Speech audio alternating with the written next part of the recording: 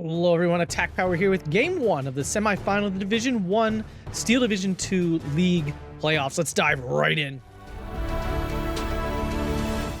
So here we are, folks. We're on Shchedrin.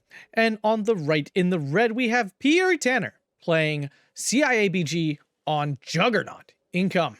And on the left, in the blue, we have Mimile playing 17th SS, also on Juggernaut Income. So certainly a little bit odd here. We don't see Juggernaut Income really at all. It's definitely more of a team game Income. We've seen Mimile play it a couple times throughout his league career, not really this season. It can be a relatively effective counter to Balanced, but to see it mirror is a little strange because, you know, Maverick or Vanguard or, you know, like a lot of things really kind of counter it. So it's odd to see that both players decided to go with Juggernaut. Maybe they're memeing each other. I can't say for sure. But CIABG and 17th SS, two of the strongest divisions in the game. So there's really no discrepancy here in terms of strength. And they built their decks for like playing long. They got a bunch of C-phase card of infantry each. Tanner has 3 cards of C-phase tanks. It's probably a little much, but my goodness, he can really spam at the end.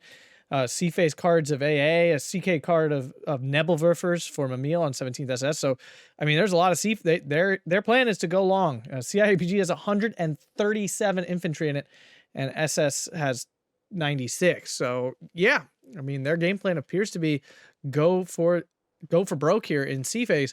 So we'll see if they can manage to pull that off. Coming in here, of course, we have Tractions coming in for 17th SS and the classic armored car spam. You know, Mimile going for a pretty standard deployment here, although kind of light in the center.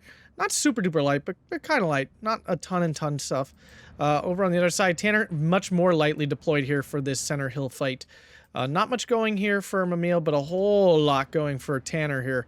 It looks like he's going to really try to push into this flag on the hill. And in the town, we have a pretty big force for both players. Neither of them really neglecting this town. The Stug 4 should be a pretty big game breaker down there, although the Churchill 7 can basically not be killed by the Stug 4 unless it finds a side shot. So it could be an interesting little fight there, and technically the Churchill should really struggle to kill the Stug 4 with its 100 millimeters of armor. Daimler up north, though, finding the first thing, although he sent a leader because it was in the traction. I'm not a huge fan of this play. We saw someone, I forget who else did this, sent leaders and tractions forward to capture flags. Not a big fan of that play because I just find leaders to be too valuable to kind of piss away on these like opening pushes that we all know don't usually stick too much. But yeah, anyways. Cromwell 5's coming in though. Those obviously a lot zippier than the Churchill. Crusader AAs up north, already 2 of those, none down south though. Churchill 7 continued to slowly, ever so slowly, crawl its way. Zeniste coming in here. They are very good CQC units. Easily the strongest infantry unit in this division for sure. And you bring them in unvetted, so you get 9 of them. SPW 233 does go down to the Cromwell 5s here, so pretty ouchy loss there. SPW 222 coming up on the hill along with the SPW 233, which can definitely kill a Daimler. That's not the issue. It'll be these Cromwells once those get in. SS Legionati, Volkdeutsch, neither of those are going to be super effective killing that stuff off. Stug 4 does find a target here in the Daimler down here and takes that out. Nice kill there. Needs to clean up this light vehicles here so that his infantry can win these fights, which they definitely can. SS Legionati and Panzergun should absolutely smack all of these enemies. The only one that should be a little bit of trouble is Zeniste. All right, SPW, will it get the hit? It misses, takes a hit itself from the Daimler. Looks like they may trade here, and they don't. The Daimler gets 2 hits before the SPW can land 1, so rough start there for Mimile. And if you guys are enjoying this action, make sure to hit that like button, subscribe for more Steel Division 2 content to help grow the channel, and consider checking out that Patreon. Thanks a bunch. SPW 233 here, bouncing off the Cromwell 5, but the Cromwell 5 facing hill pressure issues. Bull crap. Because again, it should have just kept driving if it couldn't shoot, but it did the hill thing and died. And now the Crusader AA is going to suffer this exact same fate to the SPW again. Rough. Extremely rough there for Tanner. Not a lot you can do about that unless you're really heads up on the hill, like paying attention to that. Losing that Crusader AA would be way more painful, though, if he lost that. Cromwell 5 does go down here to the Stug 4 over here. Really nice kill there, killing off both of those Cromwells. That's huge. Those are really key to this whole area here. Daimler goes down to the SPW-233 this time. The AA did go down, so that SPW-233 is carving a path of destruction here up north. Down south, though, the infantry pushing through. There's just a lot of them, and that's the issue whenever you face CIABG. There's just a lot. Schchedrin 4 has been redirected up north, leaving their armored support. We do have an 81mm mortar as well here for Tanner, coming in for those infantry. Panzergrenz, obviously really strong at range. Close up like this, not great. Volkdeutsch might want to hop forward here to help out. Flammenwerfer goes down to the Zeniste. The SS Legionati getting on them with their Berettas and such. 81mm mortar coming down. Zeniste caught out, not where they want to be, out in the open, taking MG-42 fire. But the Volkdeutsch now popping forward here. Volkdeutsch, a fantastic unit here. MG-34. It's a Panzergren MG-34, but only for 25 points. And of course, you get the disheartened slapped on it, but it also gets a Panzerfaust, so it's just all around good. Zeniste, bad choice here. He is not going to get up on this hill, especially with the 233 here, and losing these would be absolutely devastating because again, he doesn't have that much quality infantry. Volkdeutsch up close to these FFO Fusiliers, not a great fight. Well, with the support of the Schchedrin 4 and the Martyr 3s, that should just go fine. Churchill 7 is in now, so that's going to be a bit of an issue here for these infantry. Well, FFO Zeniste do go down to the Volkdeutsch here, but the FFO Fusiliers pressuring these SS Legionati. Tanner using his 81mm mortar really nicely. And it's nice when we get to actually see the Churchills do something. I do actually like Churchills, minus the fact they're slower than dirt, but I think everyone would like a Churchill if it wasn't 21 kilometers an hour. Obviously, the painful thing about the tank is its abominably slow speed. Its armor, its gun is meh, but its armor is fantastic, and the gun gets things done. Tanner does catch the Zeniste going into a bad spot. He's just like straight backing them up, which is kind of funny looking. We don't see that very often. Schchedrin 4 moving forward to dominate this open area with the eyes of the SPW-233. It really should be able to do that. Tanner has nothing in A phase other than a 17-pounder to take care of this Schchedrin 4.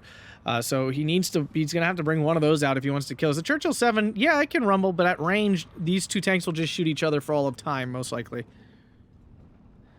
Like, they really should... Neither of them should have any capability of killing the other. I mean, the Churchill has a better chance of accidentally penning the Schchedrin at some point. I shouldn't say accidentally, but coincidentally pinning the Schchedrin at some point. And the Schchedrin technically has a chance too, but really they should bounce off each other the whole game. And the infantry getting wiped out here by the SS Legionati. Yeah, the infantry in 17th are much stronger. Cromwell picking up a nice kill there on the SPW-222. Of course, the armor out of CIABG, very good for its spammability, but up against the Schchedrin 4s and the Jagdpanzer 4s of 17th FS is going to really struggle.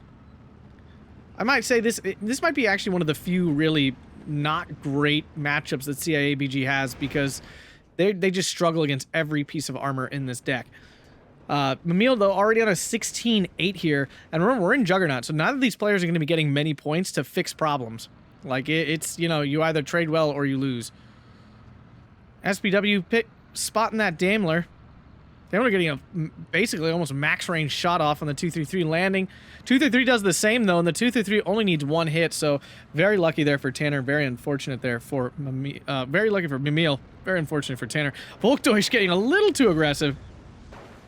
Going to get absolutely annihilated by these three Zeniste. Here comes that Churchill 7. Needs to kill off those SPW-233s. SPW-233s are very strong. I would say easily one of the strongest light vehicles in the game. Definitely one of the best recon vehicles in the game for sure. Just a really strong gun. Add the recon onto it, and it's pretty busted. They did nerf it a way back, but it's possible it should be 45 points and not 40. So Tanner really needs to get back on the horse here and make some ground, but up north, he's on the back foot, and I don't know if there's a way to fix this. Cromwell 5s are not going to fix it. They cannot kill these Schchedrin 4s efficiently at all. His best chance is probably down south, but he's already got 2 of the flags, and Emile's not really missing many troops here. He finally loses the Pioneer Fear, so Tanner picking up a nice kill there. Churchill 7 crawling around. More Cromwell 5s coming in. Is he out of infantry? He is. He must be out of infantry for A phase. He only has 12 Fusiliers and 9 Zenistes. So it's very possible he's out. SPW-233 does go down up north either to the Daimler or the Churchill 7. Didn't get to see it. Schchedrin 4, though, beginning its work. Oh, no, it's hitting the Zeniste. Crusader AA being used really nice. This is a great little unit the Commonwealth get to use because it has like the health of a medium tank, so it can take 2 hits and it just kind of carves through infantry really nicely. Panzerschreck though does try to get on top of that Cromwell 5, but it zips away very quickly. Churchill versus the Stug 4. I feel like the Churchill should win this. I'm rooting for you, Churchill. Do it, man. This is your moment to shine. You actually got to the battlefield, and look at the Crusader going to stop that JU-87. Yeah, I truly don't think either of these kill each other. I mean, maybe one of them will get a lucky pen at some point, but I don't see them getting 2 lucky pens. Volkdeutsch, though, could ruin the whole thing. Oh, we get a crew falling back. Whoa. So there's a lucky pen from the Stug 4. That is unfortunate for that Churchill there. Sorry, buddy. I was rooting for you. Just going for the Churchill on that one. It's Poland for you. Flammenwerfer pushing off that FFO Fusilier. We're still in A phase, and Tanner just struggling due to his lack of infantry here. His Zanista would usually win this without a doubt, but with them being so pinned down, they very well could lose this fight against these Volkdeutsch. The 2 of them are pinned.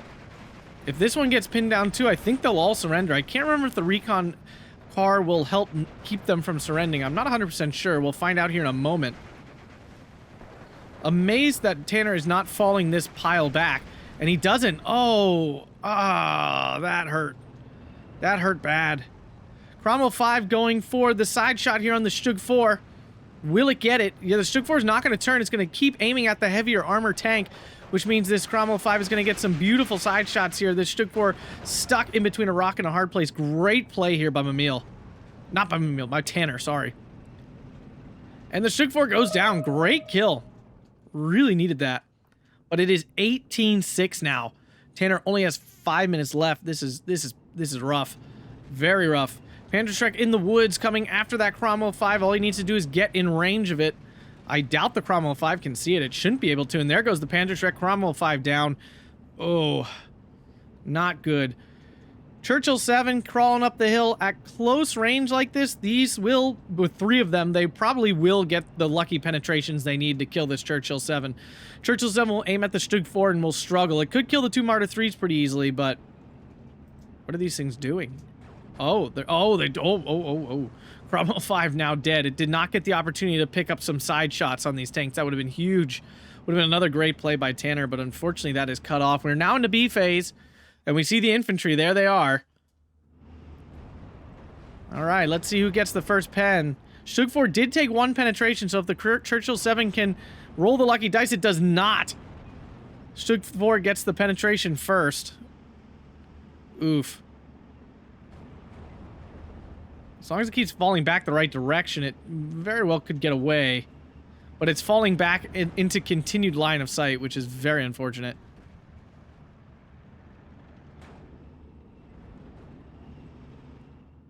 He's trying so hard, that Churchill 7. I'm like holding my breath. Survive, man. Live! I can't believe it got, like, any of them got even 1 pen on this thing. Really, it shouldn't have. Now we have a Cromwell 4 coming in. I don't know what he's going to do against this mob of armor here. Well, double Cromwell 5 from the other side. That might do something. We could see something, a little pincer move here. But the lines of sight are a little bit funny. And here it comes. Did Tanner time this perfectly? If he did, I'm extremely impressed. The Martyr 3 getting caught out first. That's huge. Does get a pen, though, on that second Cromwell 5. Oh, that one kills the Stug 4. Nice kill there. The other Cromwell up on the hill now. One of the Cromwells down, and the other Martyr 3 down. He has 1 more Martyr 3 to finish off. There's a penetration. Martyr 3 turn. Did it? I don't even know at this point what it's shooting at. Martyr 3 goes down. Too many choices. What a play there by Tanner. Wow. That was sick. That was sick. Takes out the SBW 222 as well. Whoo! That was a massive swing. Now, Tanner's still on the absolute smack right now. He needs to get this turned around. I mean, that play was huge and may give him an opportunity to swing up north from this southern position with his mob of FFO Fusiliers that he's sending all over the place. I don't even know how you, like, just click so many places. The mobs of FFO Fusiliers trying to get forward. The issue is, of course, these Panzergrens will basically insta-pin them. Churchill 7, though, a bit of a brick wall here, but it's not doing much right now. It does have 2 machine guns. It should be able to support just fine. FFO Fusiliers do get unloaded by some Panzergrens here, which is rough because he needs these to be getting to these forward positions to capture flags. Back to a 17-7, getting back on the double tick instead of the triple tick is, of course, huge. We see a Pack 43 coming in. Double Ju-87. Where are these going? Oh, this Churchill 7 here, and I assume this Churchill 7 in the town. And the problem is, because of the huge strain on Tanner and the loss of that A up north, he's got nothing to stop the Spitfire Recon coming in. It's cheaper than a normal Spitfire. He's hoping he can take it out in one pass. Ju-87 loses sight, well, because the Jagdpanzer IV, it looks like, killed that Churchill. Big kill there. Other Ju-87 takes out both Churchills. Oh, these things are nasty. They're so good. This is the tank buster you want. This is the tank buster of your dreams. Spitfire already used up most of its ammo. Oh my goodness, takes out another! Oh! Oh, dear me. Oh, that was awful. Oh, I'm feeling for Tanner right now. I'm feeling it. I'm feeling it. That was... Oh, that hurt. Oh. 16-8, though. 19-5. I mean, Tanner's picking flags back up. He's pushed into the back line here. Nice salient, but it's not going to last long with the Krupp coming in. FFO Fusiliers is looking to overwhelm the infantry positions, and he is doing that. I can't say he's not successfully overwhelming these positions. Town not going so well, though. There's a bit more concentration of troops with the Churchill 7 down. That Stug 4 now is going to be basically a stone wall, as long as it stays out of range of the grenade of the AT here. Although the build-up's happening, you could just get so many infantry out in CIABG so quickly, and we're seeing that happening here. But Tanner's still on 5 minutes left. He's about to lose his positions up north, and that would be absolutely disastrous. It appears Tanner, I mean, he should have plenty of infantry still. He has 48 infantry in B-phase, so probably just waiting for some of those points. Remember, they're only working with 115, and here comes the infantry. Although Tanner is just sticking with his, you know, northern push from the south. Back to a double tick down in 2 minutes.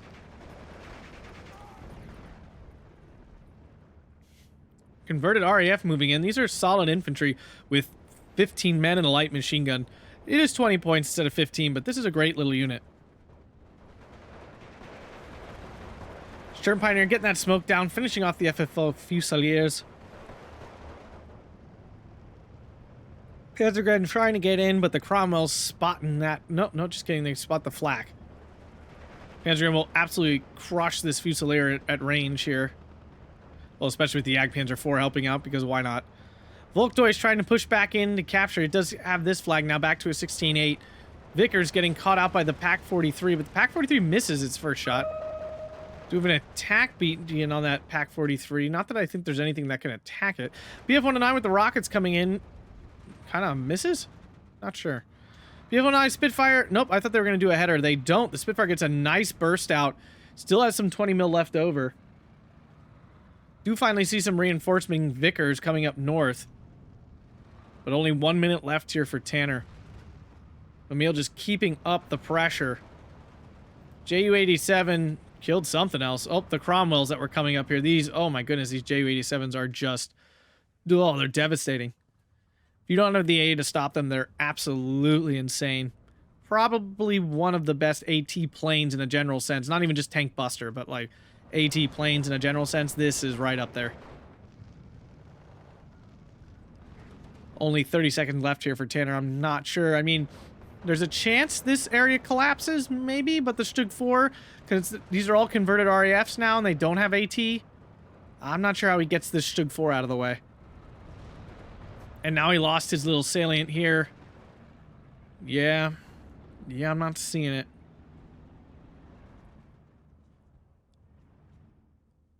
What a resounding performance here by Mimile. Absolutely stomping on Tanner. Playing what is a very strong division, but this is, once again, I do not understand why people don't ban 17th SS. I really do not understand from the bottom of my heart why people leave this division open if you're not going to play it yourself. I just don't. It is extremely strong. 17 minutes, 48 seconds here. 1950 to 1245. That definitely is the way it felt. Kills here. Did Tanner pick up much? Cromwell killing off those Martyr 3s there, and that beautiful pincer play. Cromwell 5 getting a couple kills. Okay. But that's it. That's all we would expect. On the other hand, SPW 233 getting the hill pression bonus there. Very frustrating, I'm sure. SS Legionati taking out a whole bunch of those. Panzerschreck, that was the one in the woods on the hill there. JU-87 reaping its toll. Whew. If you guys enjoyed that fast and furious gameplay, make sure to hit that like button, subscribe, and consider supporting on Patreon. Thanks a bunch, and have a fantastic day.